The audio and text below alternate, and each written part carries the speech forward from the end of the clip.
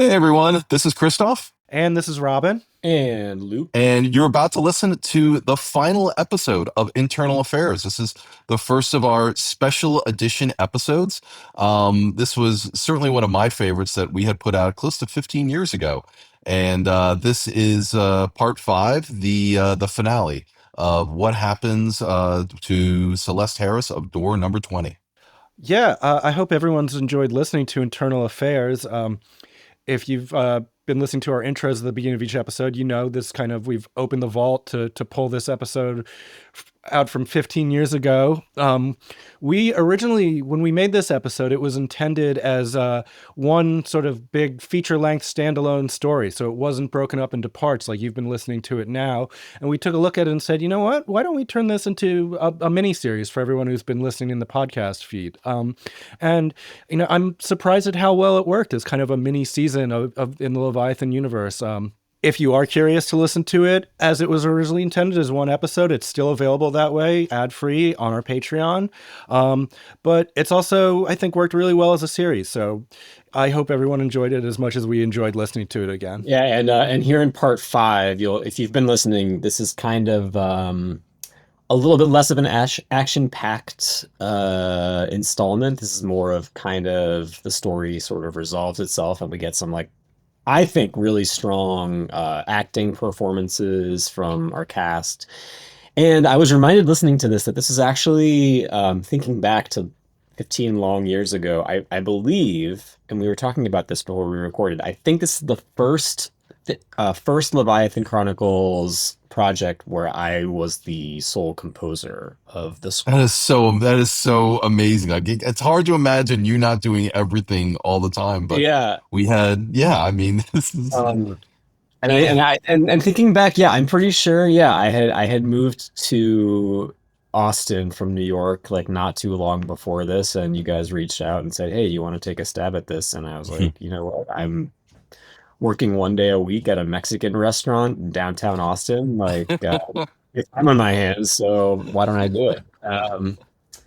And yeah, this I feel like especially the final scene here, which you'll see. I don't want to spoil anything, but I feel like the music actually kind of slaps. So well, I really like how you redid the theme song to Internal Affairs. And for our listeners, one of the fun things that Luke has done is for each of the five special edition episodes, Internal Affairs being the first, you have actually redone and created new theme songs for each of the five, all being inspired by the original Leviathan Chronicles themes, and you've reinterpreted that melody for the plots of each of the different flavors of the five different shows. yep. And yeah, so this one you get kind of like a high-tech espionage vibe, and then you'll have to wait and see what comes next after this one. Well, one of the things that I really liked about Internal Affairs and specifically this last part five, is how interconnected this show is with this larger universe of Black Door.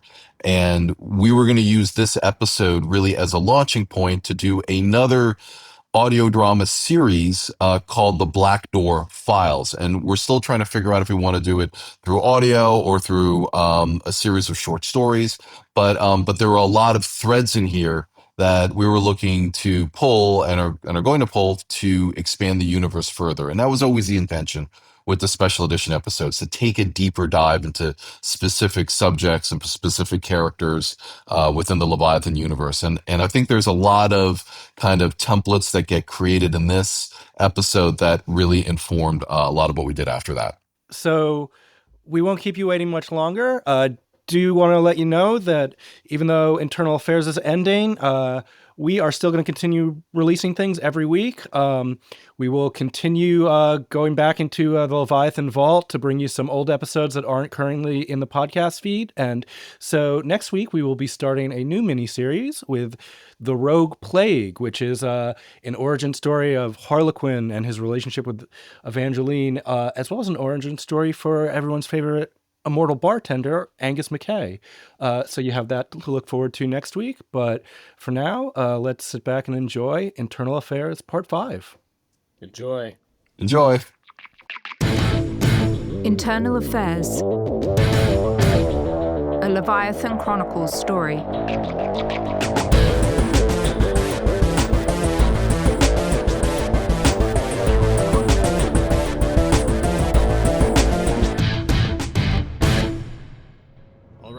Part 5. Johnson, pass me the syringe.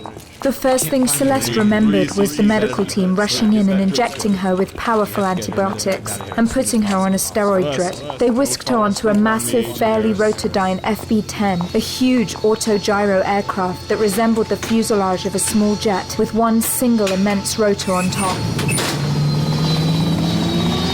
A small triage hospital was contained within the centre, and a team of doctors immediately began working on Celeste. Over the next several hours, she faded in and out of consciousness, but she could distinctly recall seeing Gunther staring at her from the corner of the room, with his hands folded on his chin. Gunther hadn't lied. Door 20 had indeed secured the station, and the databanks contained therein were already confiscated and being analysed. There was more than enough evidence contained inside to effect a door lock procedure, thus freezing all assets worldwide and effectively putting an execution contract on anyone associated with door number 12. It would be effectively erased from the face of the Earth. The FB-10 flew her to a chartered vessel, where she spent the next few days recuperating before beginning her long journey home to New York. The first stop would be Antananarivo, the capital of Madagascar, before switching planes in Cairo that would take her back to a secure airfield in New Jersey. From there, a discreet black town car would drive her back to her apartment in Manhattan. To say she was exhausted was an understatement. Every nerve in her body felt frayed, and she felt burdened with a vague sense of failure despite everyone's congratulations at her mission's success. The confusion lingered in her like a bad cold. That was, until somewhere over the Atlantic, Celeste felt a soft tap on her shoulder. Excuse me, Agent Harris. You have a secure call on Telcom. Thank you. She walked to the rear of the jet, where a small room, slightly larger than a standard airline lavatory, housed a secure, high-encryption video conference interface. Celeste sat down and tapped the screen to accept the call. Hello, Celeste. Hardwick. Congratulations on the... Don't start. Don't you fucking start that protocol shit with me. I'm sorry, Celeste. Why did you choose me? I beg your pardon? This was a combat mission from day one. That's not my specialty. I wasn't trained for that, We Hardwick. needed an agent that could break the Nankatsu encryption. You were the most appropriate asset. Asset? I'm a fucking person. Do you Celeste, get that, Hardwick? stop. You took the oath. You accepted placement within Black Door. You knew what would be at stake. You're not about to get any apologies. You completed the mission. I failed. I never got access to the data core in Nankatsu. I was gassed. I failed, Hardwick. No, you didn't, Celeste. You did exactly what you were supposed to do. You unlocked the Nankatsu mainframe in Tokyo and released what it was protecting. The most guarded secret in Nankatsu. The Enforcer virus. There was no data core, Celeste. No bank accounts. We wanted the virus. We couldn't tell you that at the beginning of the mission. What? Look, you've been through a lot, Celeste. How would you know? How exactly would you know what I've been through? What I mean is what that- happened in Tokyo, Hardwick? How did I get from Nankatsu Industries to a hotel room? Why did I kill 2 scientists? You didn't kill the scientists. We did. You knew. There never were any bank accounts linking D12 and Nankatsu in the mainframe. The virus was what was encrypted. You knew I'd be infected. You knew the whole time. You fucking set me up. We needed to gain control and access the virus for the Enforcer project, so... Why not just steal a sample? Why did I have to get my DNA fucked with, Hardwick? To flush out the enemy, the second objective. We needed to create urgency for door number 12. The dead bodies in the hotel We room. created the appearance that the virus made you contagious and homicidal. We needed you on the run, and for Tokyo law enforcement to press on you. We needed you to believe it as well. Why? Why, Hardwick? As soon as you broke into the headquarters, Jason Sterling at door number 12 knew you had the only copy of the Enforcer virus inside your body. After you stole or were infected with the only copy at Nankatsu headquarters, you instantly became an incredibly valuable asset. The murder rap put you on the run. You fled like we knew you would. We framed you to move up the timetable and force door number 12's hand. If law enforcement apprehended you first, Sterling would lose the virus and the ability to recreate the Enforcer army forever. They had to come out in the open to catch you. We just followed the breadcrumbs home. Door number 12 had to get me back to Asgard before I could get arrested. They had to move fast before I got shot. You used me to draw door number 12 out into the open. You used me as fucking bait. As soon as they captured you, we suspected they would take you to Asgard Station, the base of the Enforcer project, for harvesting. For years, we'd be looking for this facility. As Door 12's power grew, the Enforcement Division knew that we had to find the exact location of their operation. With the locator beacon contained in your abdomen, you led us directly to it. As I told you, I can always find you, no matter where you are. Needless to say, it worked. We used you as a live tracking beacon and successfully secured the station and can now institute a full door lock. This mission was a success, Celeste. You are an exceptional agent. I despise you, Hardwick. But you also know that it was necessary, especially after what you've seen. It was the only way. And we can't even begin to calculate how many lives you saved by the sacrifices you've had to endure. I know you don't want to hear this, but you're a hero, Celeste. A hero. Celeste stared out of the window of the private jet and watched the dying light of dusk burn through the shallow clouds of the stratosphere. You framed me for murder. The scientists had to die in order to concoct the story that you were Patient Zero. It was the only way to flesh out the target, Celeste, and you know it. You fucked me, Hardwick. You hung me out to dry. Celeste, I'm only going to say this once. This is Black Door, the highest level of intelligence service in the world. You accepted recruitment. You were trained by the best. You knew exactly what you were getting into. Like I said, you're not going to get any apologies from me. You did what was asked of you. That's all any of us can do. If you're telling me you want out, you say the word now. Celeste stared back at Hardwick. It doesn't matter now anyway. I'm a dead asset. You've got my name and face in every law enforcement database, from NYPD to Mossad. The world thinks I'm an infectious serial killer. I couldn't buy a newspaper in an airport. We're already taking care of it. We're going to initiate a termination deployment and provide you with a new cover. We'll get your name cleared in. My death. You're going to fake my death and give me a new identity. A new name, a new face. We've done it before. Celeste turned to look out of the window again and realized that she had no choice. Fine. You've done your country a great service, Celeste. We've learned far more about Door 12 than we ever suspected through the mainframes at Asgard Station. It's allowed us to zero in on their other Enforcer operations around the world. What do you mean? What other operations? We discovered that Door number 12 has mounted some sort of alpine expedition in Tibet. We've tracked them down to a single mountain called Chenglong. We used some of our high-orbit resonance satellites to get more intel. The bird showed very unusual levels of radiation and intense heat signatures, consistent with what we know about Enforcer technology. So how do we... According to our intel, they may have another door operative with them. Miley, Door number 3. Sino-American. She's one of the best Black Door assets, and she may be helping their top operative, Whit Roberts. Door number 3? But that doesn't make any sense. Hardwick, send me the intel data on... Celeste, stop. I want you to take the next 60 days off. Consider it a mandatory vacation. Go someplace nice, someplace quiet. I'll make sure your inactive status stays that way. Grab some clothes, then get out of New York. In the meantime, D-20 is assembling a strike force to attack the target in Tibet. If we can insert... I want in. In what? The strike force in Tibet. I want to be part of it. Celeste, this is a combat mission. You just said you weren't trained to... I wasn't trained to be a fucking guinea pig for a virus. I wasn't trained to be a fugitive, and I sure as hell wasn't trained for combat mission in Asgard Station. But since you just said that mission was a success, I guess I must be really good at improvising. I want in. Celeste, you're in no condition to... It's my bust, Hardwick. My bust. I'm in. You owe this to me. You use me as bait. As goddamn bait. You don't dare fuck me on this, Hardwick. Fine, you're in. The strike force leaves in 72 hours. But you better be damn sure you get yourself ready, Celeste. Our group is going to war against 2 other doors. That's never happened before. We are going in and we are not bringing back prisoners. So leave all your demons and whatever they did to you back on Asgard Station. No, Hardwick. I'll be taking them with me.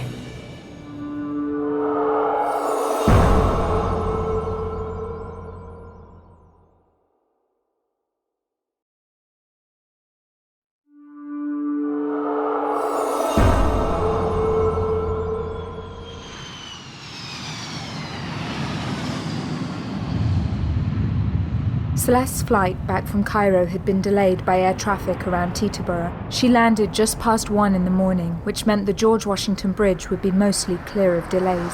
Her town car sped across the bridge and headed south on the FDR Drive. Celeste stared out the window at the black water of the East River and didn't even notice when the car exited on 34th Street. She felt so dead, inside and outside, utterly dead. The town car pulled to the curb of 35th Street and 3rd Avenue. Celeste moved in slow motion, exiting the car, almost forgetting to grab her duffel bag from the trunk. She felt sluggish, but on the other hand, there was no rush anymore, no urgency. Life in New York simply went on without her, as if none of it, Black Door, Asgard, or even the aliens ever existed. Her faithful doorman stood at his post outside her building, ready as ever to open the door for the investment bankers, trust fund kids, and single mums living in Celeste's building, whose ordinary lives simply went on, despite Celeste's subversive world of nefarious intelligence work that silently swirled around them unknowingly. Evening, Miss Harris. Hi, Eddie. It's getting cold out. Yeah, I didn't notice. Celeste walked through the lobby of her building and pushed the 20th floor button in the elevator. She leaned against the wall and fuddled for the house keys in her pockets. She found the right one and stared at it for a moment. It seemed odd to hold such a pedestrian object in her hand. Not a Walther PPK, not a data file. It's just a key, like everyone else uses every day. Celeste walked into her apartment and dropped her bag by the door. Her 2-bedroom apartment was neat and tidy, with a generous sunken living room and a 12-foot beam ceiling. Clearly, the housekeeper had been there recently, but for the life of her, Celeste couldn't recall when. God, I can't even remember how long I've been gone. The kitchen was an open layout that spilled out onto the living room. Her footsteps were slow, but Celeste made her way to the refrigerator and opened the door. Typical. The refrigerator was empty, save for a box of baking soda, a jar of peanut butter, and a 1994 bottle of Spotswood Cabernet Sauvignon. Upon spying the bottle, the left side of her mouth turned up just a tiny fraction, and Celeste realized it was the closest thing to a smile she had felt in a week. She poured herself a generous glass, and then walked to the bathroom while rubbing the back of her sore neck. I know exactly what I need. A hot bath. Oh, I just need to get in the water and soak away everything. One of Celeste's favorite earthly delights was a steaming hot bath. She could spend hours warmly submerged reading a book or simply daydreaming about prime number theory. She allowed her clothing to fall to the floor and then brought the cold glass of wine with her into the warm tub.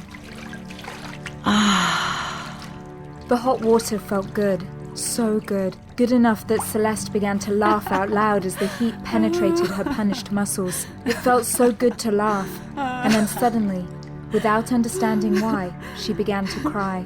Her tears were private and genuine, and Celeste owned them fully. She yearned to disconnect from the noxious memory of everything that had happened to her. And now, finally cocooned from the rest of the world in her own private temple, Celeste allowed herself to shed her Black Door identity for just a moment and tried to remember who she actually was. This was her life as a spy, but at least for one quiet moment, she was safe now.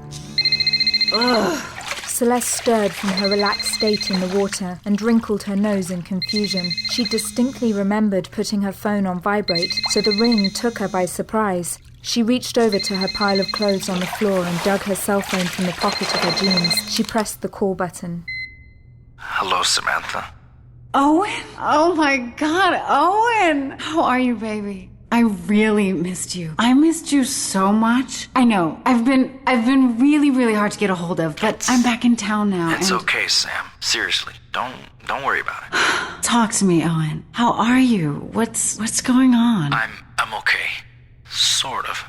Look, we need to talk, Samantha. Celeste's heart sank. She knew this tone, and she knew this talk, and her heart tightened painfully. What's wrong, Owen? You seem... I'm really sorry, Sam. No, Owen, I'm sorry. I'm the one that should be apologizing to you. Look, Owen... Samantha, stop.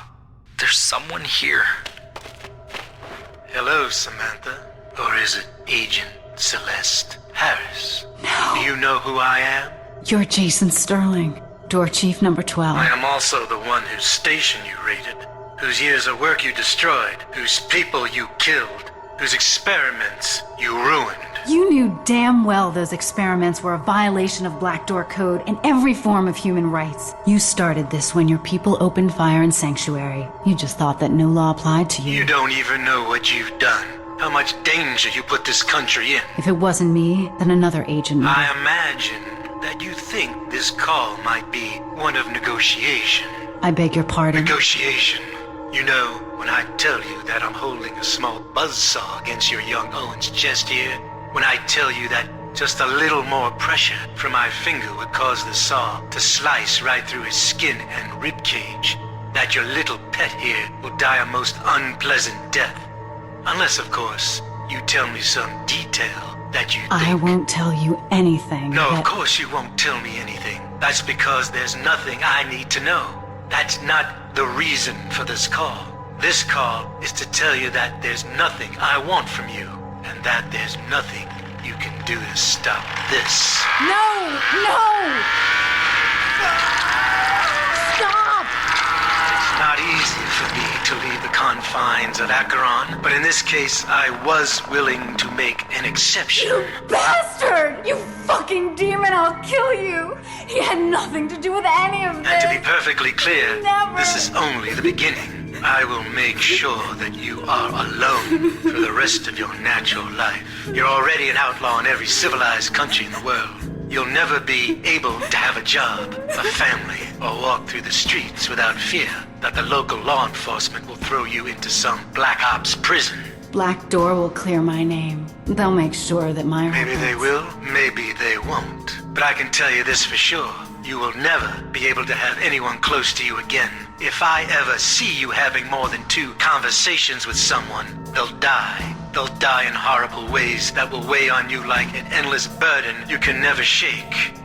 You'll never kiss someone, hold a lover's hand, or find another shoulder to cry on for the rest of your life. And when I'm done with you, you'll walk the other way. When you see a person you recognize, you'll learn to never talk, touch, or look at another human being again. And make no mistake, Celeste, I am watching you. I'll always be. Have a lovely bath, Celeste. Let the Black Door War begin.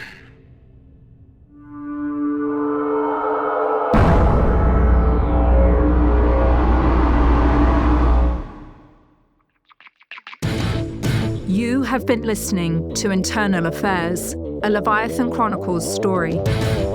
This episode was made possible by the generous support of our listeners. To listen ad-free and get exclusive bonus content and behind-the-scenes footage, become a subscriber at patreon.com/Leviathan Chronicles.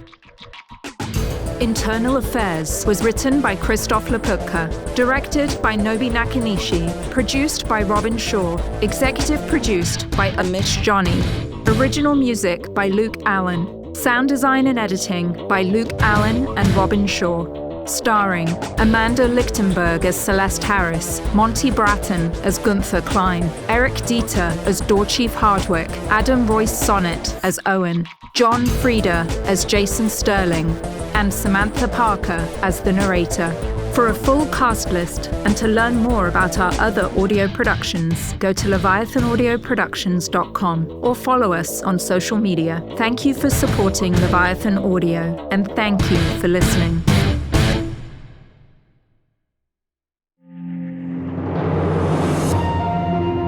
Leviathan Audio Production.